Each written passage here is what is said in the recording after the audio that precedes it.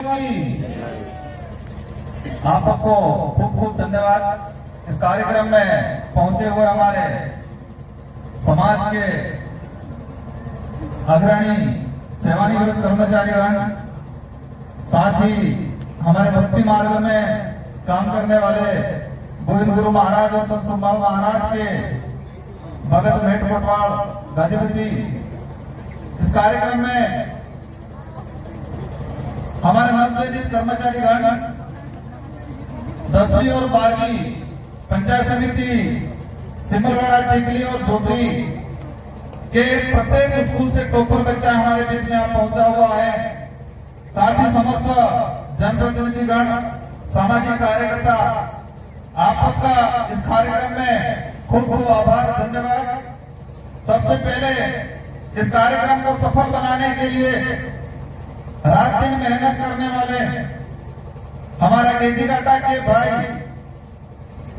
उनको और साथ ही पूरी विकास नगर ग्राम पंचायत के भाई, इस कार्यक्रम को इस लेवल तक लाने का, इस कार्यक्रम में आप सबको आमंत्रित करके आपके बैठने की व्यवस्था को ले देते हुए उस कार्यक्रम अपने जो मूर्ति नामन का जो कार्यक्रम था उसको सफल बनाने के लिए कई भाइयों ने 2-2, 3-3 दिन तक दिन में भी काम किया है और रात को 2-2, 3-3 बजे तक काम किया है।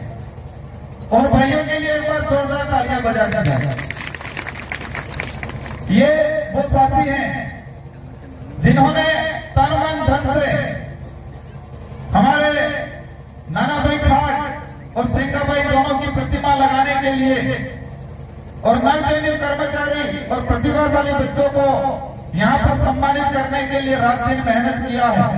साथ ही हमारे पड़ोस में हमारे जुझारू कर्मचारी जो आयोजन कमेटी, उनको हमने हाई पावर कमेटी का नाम दे दिया है। आज ये लगभग 8 से 10 दिन से तैयारी कर रहे हैं।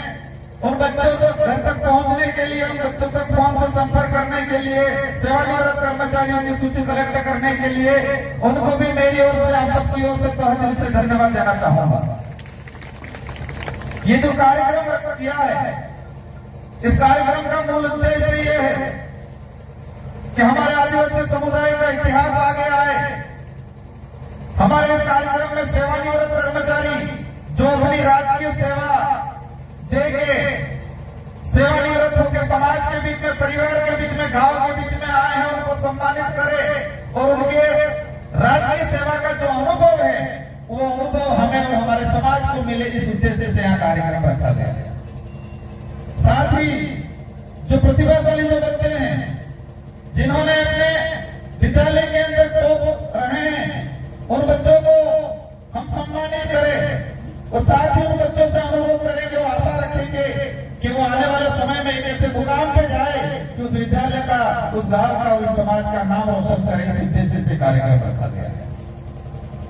कई हमारे नवचयनित कर्मचारी अधिकारी अभी यहाँ पर हमारे नवचयनित एसआई, आरएस मेंस, नीट में सिलेक्टेड, जेट में सिलेक्टेड बच्चों से मिलना हुआ। कई साथी मेरे हम उम्र हैं, उन सबसे हमें अनुरोध है कि आपकी मेहनत, आपके परिवार की मेहनत और जिस समाज के आधार पर हम सर्टिफिकेट लगा के यहाँ तक पहुंचे हैं, तो आपसे अनुरोध है कि आपको उस परिवार को, उस गांव को और उस समाज को भी ध्यान में रखते हुए अपने राज्य की सेवा संपन्न करनी है। और उनसे अनुरोध करना चाहूंगा कि आप कम से कम 10 बच्चों को आज से टारगेट रख ले, जो नवचयनित तो हुए हैं उनसे विशेषकर अनुरोध है कि आप तय कर ले कि मैं संघर्ष करके अधिकारी बना हूं, कर्मचारी बना हूं, तो मेरा कर्तव्य बनता है कि मेरे परिवार के, मेरे गांव के, मेरे समाज के ऐसे जब 10 बच्चे जो आर्थिक रूप से कमजोर हो, उनको गाइडेंस नहीं हो, ऐसे बच्चों को सेलेक्ट करे और अभी से उन बच्चों को आर्थिक रूप से, इसके बाद गाइडेंस को लेके हो, हर प्रकार की मदद करके आप जिस मुकाम पे पहुंचे हो उस मुकाम तक और उससे आगे तक पहुंचाने में आप मदद करें, तो ही सच्ची समाज सेवा होगी। कई बच्चे हमारे यहाँ अभी सम्मानित हुए 10th क्लास, 12th क्लास के 12वीं के। हमें एक तरफ खुशी भी है, एक तरफ दुख है। दुख इस बात का है कि बच्चियां संख्या ज्यादा है, बच्चे बिल्कुल कुपोषित अल्पसंख्यक मत की ओर जा रहा है। मैं एक किस्सा सुना दूं। इसी मंच से पिछली बार ये जगह इसी जगह से हमने अनाउंसमेंट किया था कि हम यहां से प्रत्येक बोर्ड के 10 बच्चे टॉपर बच्चों को हवाई यात्रा करा के दिल्ली की टॉप यूनिवर्सिटी को संसद भवन की विजिट कराएंगे। हम लेके गए। लेके जाने के बाद एक तरफ खुशी थी, पूरे इलाके में अच्छा माहौल था, मुझे भी खुशी थी, बच्चों के अंदर भी उत्साह था। लेकिन जब सूची तैयार हुई तो 40 टॉपर बच्चों में से 34 बच्चियां थी, 6 बच्चे थे साइड। और जब इनको दिल्ली लेके गए संसद भवन, मैंने एक सांसद थे, उनसे बात करके मैंने संसद भवन की विजिट का पहले से परमिशन करा रखा था। और संसद भवन के रिसेप्शन के अंदर बैठे और उसी दौरान एक दूसरे स्कूल के बच्चे भी आए हुए थे। एक बेंच लगी थी, उस बेंच पे हमारे यहाँ से जो बच्चे गए थे 20 से 25 बच्चे एक ही बेंच पे आ गए। और दूसरी स्कूल से सेम उम्र के बच्चे आए थे, उस बेंच पे मुश्किल से 8-10 जने बैठ पाए। जिस बेंच पे हमारे बच्चे 25 जने बैठ गए सेम उम्र के, और सेम उम्र के दूसरी स्कूल से बच्चे आए थे, वो 7-8 जने बैठ पा रहे। और तब कर्मचारी गण जो अधिकारी गण पे चर्चा कर रहे थे कि ये बीमार बच्चे कहां से आया। और ये पूरे आदिवासी इलाके के अंदर ये हालात है। उस हालात के जिम्मेदार यहाँ के जनप्रतिनिधि भी रहे और अभिभावक भी रहे हैं, हम सब रहे हैं। हमें जो भी मानना पड़ेगा, मैं भी कहीं नहीं रहा हूँ। और उस विद्यालय के अंदर पढ़ाने वाले अध्यापक भी रहे। सोमवार के अंदर बच्चों का रोल कम होता है। कौन सा ऐसा भगवान है जो कहता है भूखे रहो आपको आशीर्वाद मिलेगा, नौकरी लगेगी? कौन से ग्रंथ में लिखा है कि भूखे रहने से आशीर्वाद मिलेगा, नौकरी लगेगी? हमारा मेट कोटवाड़ा के संत सुमान महाराज गोविंद गुरु महाराज जो वास्तविक जो भक्ति करे या कि भूखे भजन में था, भूखे पे भजन भी नहीं होता, ये हमारी भक्ति कहती है। हमने समय का विशेष ध्यान रखा है। मैं भी हमारे संचालक साथी की भी एक जो विपरीत तूफान जो आया, उस तूफान को भी धन्यवाद देना पड़ेगा, जिसने अभी राहत दी हम सबको। इस तूफान की वजह से कई जगह के मानसिक मतलब एक उद्देश्य बना था या आना था, कई जगह के इधर हुआ और उसकी वजह से कहीं पे थोड़ा डैमेज हुआ कार्यक्रम। लेकिन आज अभी हमें तूफान ने परेशान नहीं किया, इसलिए उसको भी धन्यवाद देना था।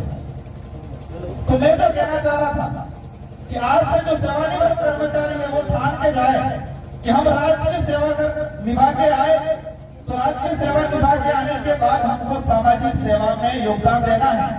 एक हमारे बीच में वकील बैठे रमेश जी, उनके 95 साल उम्र हुए, 95 साल उनकी उम्र हुई है। मैंने उनको पूछा कि आपकी ये जो चेहरे पे जो चमक है और आप ये जो फुर्तीला है उसके पीछे राज क्या है? तो उन्होंने कहा इसके पीछे एक ही राज है, खाना तो मैं मक्की की रोटी या दाल वही खाता हूँ, मिर्ची खाता हूँ। एक ही राज है कि मैं रात दिन अपने गांवों में समाज के बीच में घूमता रहता हूँ, वही सबसे बड़ा राज है।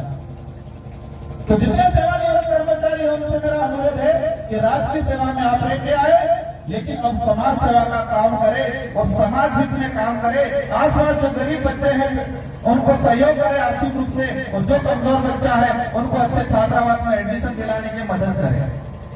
आपका जो पैसा है, आपका जो अनुभव है वो समाज हित में काम आए, ये अनुरोध करना चाहेंगे। और जितने जो बच्चे आए हैं सारे बच्चों से अनुरोध है कि आप आज से ठान ले कि मुझे भी ऐसा काम करना है कि आने वाले समय में मेरे परिवार का नाम गौरवान्वित हो। आज आपको सम्मानित किया, आपको परिवार में गांव में इज्जत मिलेगी, लेकिन इससे भी बड़ा काम करना है कि पूरा जिला और पूरा देश और पूरा समाज हमको जाने, इतना बड़ा काम करना है। दिल्ली यूनिवर्सिटी से प्रोफेसर आए थे, उन्होंने कहा कि यहाँ का लक्ष्य 3rd grade 2nd grade constable तक दे रखना है, आगे भी बढ़ना है हम।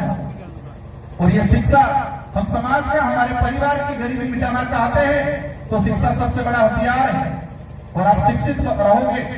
भगवत जी ने बताया था, कौन से वाले लिखे पढ़े लिखे बनता है। कई जगह देखा है हमने, मैंने भी RS की तैयारी की थी।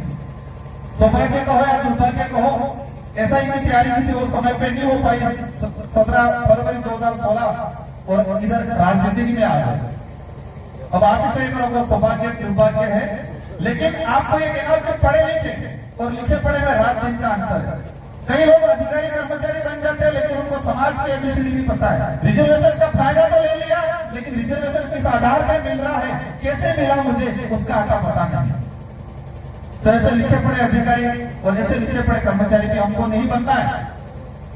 हमको वास्तविक शिक्षा लेके परिवार का, खुद का, समाज का उद्धार कर सके, ऐसे लिखे पढ़े अधिकारी कर्मचारी बनना है। आप सबका लक्ष्य ऊंचा होना चाहिए।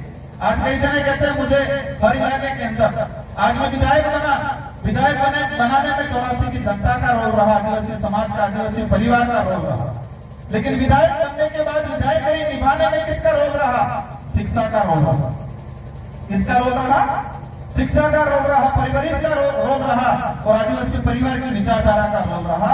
इसलिए आपको शिक्षित बनना है, पढ़ना है। और हमारे यहाँ पर डीजे वाला और ये इधर लड़ाई झगड़ा वाला इस माहौल से दूर बचना है। हम चाहते हैं ये आदिवासी प्रेरणा स्थल बना रहे हैं। यहाँ पर सारे महापुरुषों, आदिवासियों के जितने जो प्रेरणादायक महापुरुष है, उन सबकी प्रतिमा लगाने का काम करेंगे। और आने वाले समय में हम यहाँ पर लाइब्रेरी भी खोलेंगे, डिजिटल लाइब्रेरी भी खोलेंगे।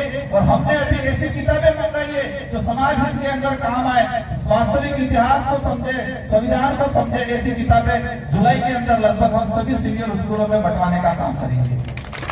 इन्हीं शब्दों के साथ आप सबको खूब खूब धन्यवाद। अंत में सेवानिवृत्त कर्मचारी से निवेदन किया, उसको अवश्य याद रखे। नवनियुक्त कर्मचारी से मैंने जो अनुरोध किया, उसको अवश्य याद रखे। और जो बच्चे, जो प्रतिभाशाली जो आए हैं, 10वीं 12वीं वाले, जेड वाले, नेट वाले, उनसे भी अनुरोध ठान लेना, अपना लक्ष्य होना चाहिए। समय के साथ इस लाइन में नहीं जाना कि मेरी सहेली ने साइंस ले ली, 10वीं के बाद तो मैं भी साइंस ले लूं, उस लाइन पे नहीं जाना है। 12वीं के बाद मेरी साइंस है, मेरी सहेली BSc BEd कर रही है तो मैं भी BSc BEd करूं, इस लाइन पे नहीं जाना है। हमें सोचना हमारा खुद का लक्ष्य होना चाहिए, सहेली या दोस्तों का लक्ष्य पे हमको नहीं जाना है। आज से ठान लेना है। और हम चाहेंगे ये जितने लोग मेहनत कर रहे हैं, रात दिन या कई लोगों ने रात की 2-3 बजे तक मेहनत की है, वो आपके लिए मेहनत की और आप भी बड़ा बन के दिखाना है और इस समाज के लिए अच्छा करना है। इन्हीं शब्दों के साथ आप सबको धन्यवाद। जय जोहार, जय आदिवासी, जय वीर।